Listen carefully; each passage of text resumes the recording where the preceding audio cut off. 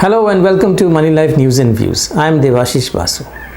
If you have been anywhere near the market news the last couple of weeks, you could not have missed the stunning saga of GameStop. This heavily indebted chain of over 5,500 game stores in the US, Canada, New Zealand, Australia and Europe was valued at just $1.2 billion around 4th January. A lot of hedge funds were short on the stocks, betting that the business would turn worse and the stock price would go down and they would be able to buy back the shares at a much lower price and make profits. And then suddenly a horde of investors, if you can call them investors, banded together under the Reddit subgroup. Reddit, as you know, is an online community forum called Wall Street Bets. This was a subgroup of the Reddit. And they descended like fearless Mongols to scoop up the GameStop shares. The collective buying power of these people was so huge that it ignited a history-making short squeeze, as it's called, as sellers scrambled to buy back the stocks that they had sold to cover their humongous losses. GameStop shares rocketed 20 times in just a few weeks. And suddenly, a renegade group of individual investors became the hot topic of conversations, primetime coverage, drawing comment from politicians, institutional investors, regulators, and businessmen. The smart hedge funds seem to have lost $7 billion so far, and the game is not yet over. Wall Street elites are shocked. When I say elites, I of course mean the same storied mutual funds that present themselves as expert stock pickers and attract trillions of dollars but cannot beat the index. The high frequency trading shops that are allowed to front run others, which would otherwise be illegal. The billion-dollar hedge funds that claim special insights into picking stocks but actually make their money through insider trading. Some people have invoked the visions of a French Revolution, a bunch of rebellious retail traders bringing the mighty Wall Street quivering to its knees. The entitled elite is disturbed. They are using their pet media outlets to complain about market manipulation by a bunch of dopamine-driven youth, staking their $1,200 stimulus checks and $600 unemployment supplements as gambling chips on a free brokerage app such as Robinhood. These apps, like Robinhood, have incorporated all the bells, whistles, cues, and triggers of video games designed to encourage trading addiction among a bunch of new stock trading kids. Turbocharged by margin accounts and social media tribalism, these traders seem to be parlaying the easy winnings in a roaring bull market into even bigger bets, high and heroic in the newly minted philosophy of YOLO, which is you only lose once. As a result, stocks of other bankrupt or comatose companies too have been sent skywards, unhinged from fundamentals. How should one view this phenomenon?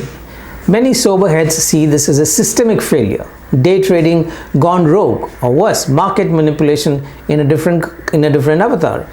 Others see this as Occupy Wall Street 2.0, a continuation of the same anger against the establishment after the global financial crash that drew ordinary citizens in September 2011 to Zuccotti Park in New York City's financial district. They, that is those who were doing Occupy Wall Street at that time, were protesting against social and economic inequality, greed, corruption, and especially the influence of the financial sector in the policy making. The OWS slogan said it all. We are the 99%, reminding us the divide between the wealthiest 1% and the rest of the population. 2 months later, the protesters were forced out of Zuccotti Park. The protest ended, but the anger didn't. The anger could have led to changes, but no one would listen. Not only did no US banker or investment banker go to jail despite passing off billions of dollars of toxic parcels as investment products, but after causing the global financial crisis, they walked off with their bonuses while corruption, lobbying, and shady deal-making allowed banks to be bailed out without any consequences. Regulators and policymakers who failed to regulate went out of the revolving door and became consultants to the same bankers and investment bankers after retirement. The anger against generational injustice only increased even as HFT firms continued to vacuum up super smart physicists and mathematicians to make even more money at faster and faster speeds instead of these brilliant minds solving real life problems. The GameStop saga has opened up a new frontier of anger against the financial elites. It is Occupy 2.0 with a big difference.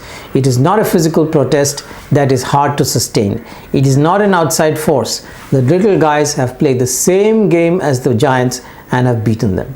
Sure, big momentum players joined in once GameStop came into play and have made much more money. Sure, there are many aspects to it that are not healthy, but there's absolutely no doubt that Wall Street has brought this on itself.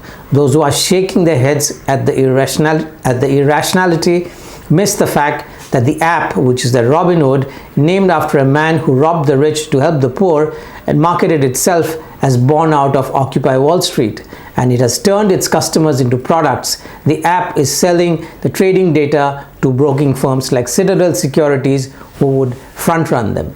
And they miss the fact that the founder of Citadel hedge fund recently bought the most expensive home in the US, the ultimate perversion of the Robinhood idea.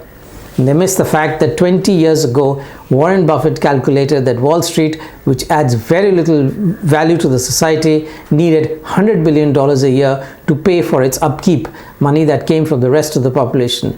They ignored that the big guys have been stacking the decks in their favor for decades, that regulatory capture is a byword for US financial capitalism. Hence, you cannot miss the delicious irony that a bunch of little guys using a game-like trading app to buy a stock called GameStop have inflicted billions of dollars of losses on those who have got away so far by gaming the system. It's game on. Thanks for watching.